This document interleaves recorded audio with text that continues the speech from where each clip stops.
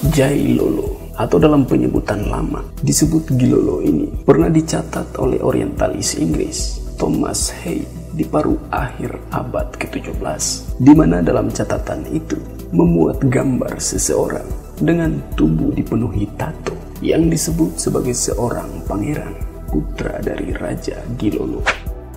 Assalamualaikum warahmatullahi wabarakatuh. Salam sejahtera untuk kita semua. Kesempatan kali ini catatan KJP akan membahas sedikit tentang Pangeran Giolo, anak Raja Gilolo yang bertato.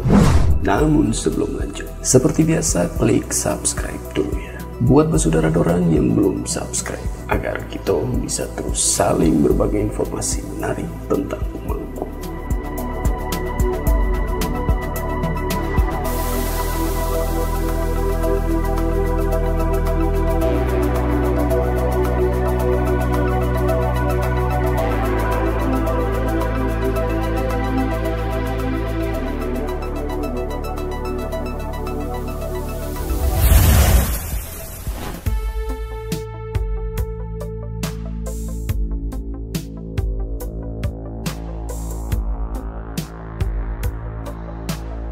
Jailolo sering ditulis Gilolo dalam literatur barat. Istilah Gilolo sebagai suatu suku bangsa merujuk pada sebuah kerajaan tua di Pulau Halmahera. Hingga saat ini, tak ada satu tempat pun di dunia yang dahulu disebut Gilolo selain Gilolo di Pulau Halmahera yang kini disebut Jailolo. Penyebutan Gilolo terkait sumber sejarah dalam sebuah buku berjudul I Knew Foy Round the World yang ditulis William Dampier, di mana memuat gambar seseorang dengan tubuh dipenuhi tato dan dikatakan sebagai anak Raja Gilolo. Dampier adalah seorang bajak laut, kapten laut, penulis, dan penyelidik ilmiah berkebangsaan Inggris yang mengunjungi Laut Selatan dan Hindia Timur untuk tugas mengelilingi bumi dan mencari daerah baru. Ketika kembali ke Inggris, William Dampier membawa seorang budak bernama Gioli yang dikisahkan lahir di Miangas, pulau paling utara Indonesia, tidak jauh dari Mindanao, Filipina. William Dampier membelinya dengan harga $60, sementara sang budak tersebut mengaku bahwa ia merupakan seorang pangeran, anak dari Raja Gilolo yang pernah berkuasa di tanah Maluku. Gioli dan Dampier sering berbicara menggunakan bahasa Melayu dan memiliki ikatan emosional, walaupun hubungan mereka adalah tuan kapal dan budak belian. Suatu ketika, Dampier dilanda masalah finansial. Untuk terus mampu bertahan hidup, maka ia dengan berat hati menjual Gioli kepada penguasa di Inggris. Lantaran memiliki kulit yang unik dengan tato, Gioli pun kemudian menjadi pajangan bagi rakyat Inggris pada saat itu. Keberadaan Gioli di Inggris dicatat oleh orientalis Inggris Thomas Hay di paruh akhir abad ke-17 yang menyebutnya sebagai seorang pangeran putra dari Raja Gilolo. Catatan itu berjudul An Account of the Famous Prince Giolo, son of the King of Gilolo, now in England, with an account of his life, parentage, and his strange and wonderful adventures. The manner of his being brought for England.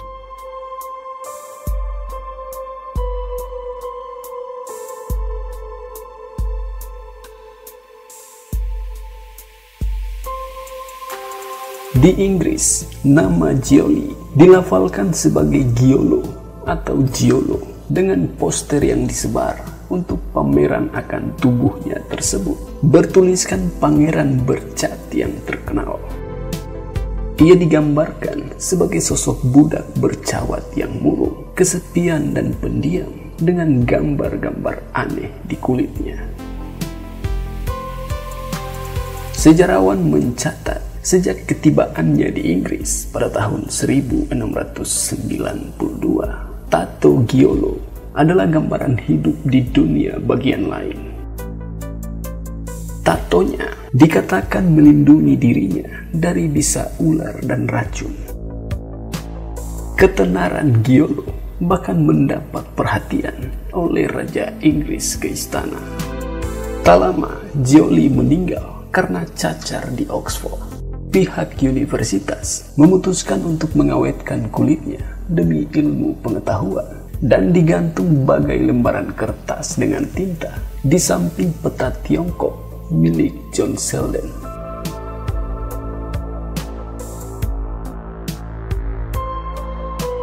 Kehadiran Pangeran Giolo ini dikatakan telah menghidupkan kembali seni tato di Inggris, bahkan sekarang menjadi ikon penggemar tato di dunia.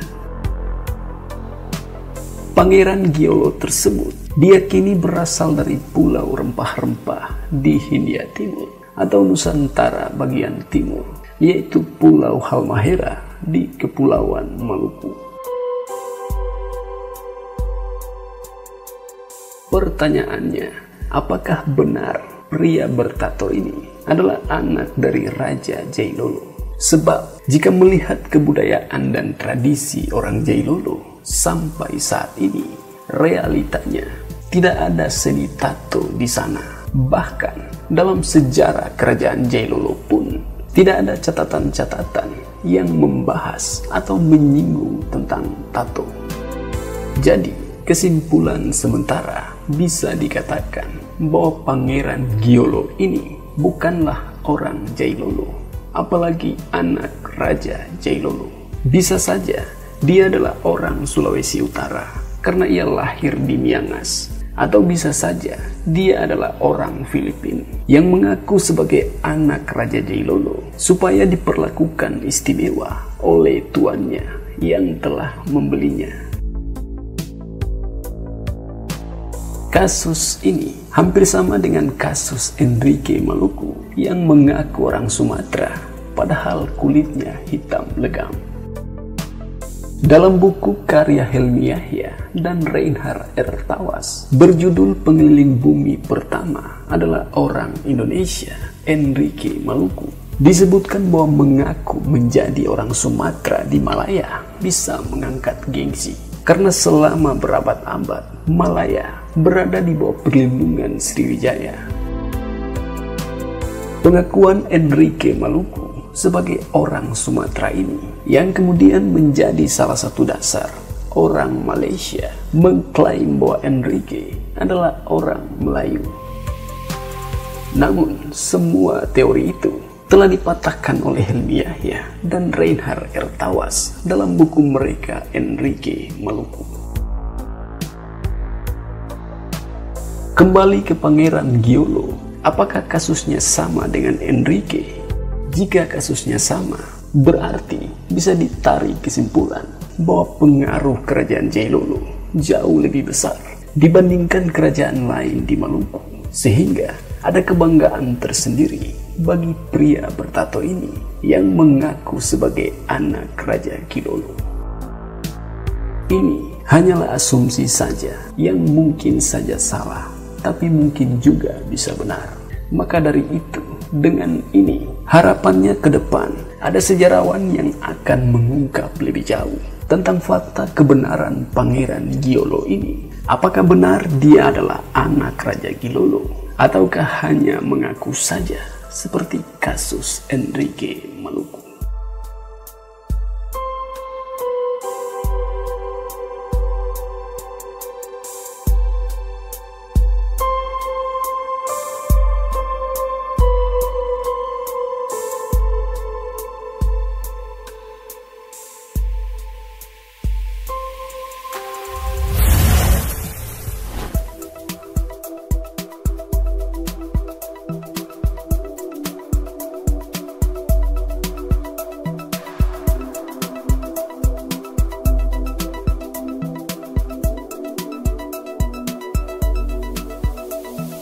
Itulah sedikit pembahasan atau informasi tentang Pangeran Giolo, anak Raja Gilolo yang bertato. Lebih dan kurangnya mohon maaf ya, dan semoga tayangan ini bisa bermanfaat. Akhir kata, wassalamualaikum warahmatullahi wabarakatuh. Salam damai.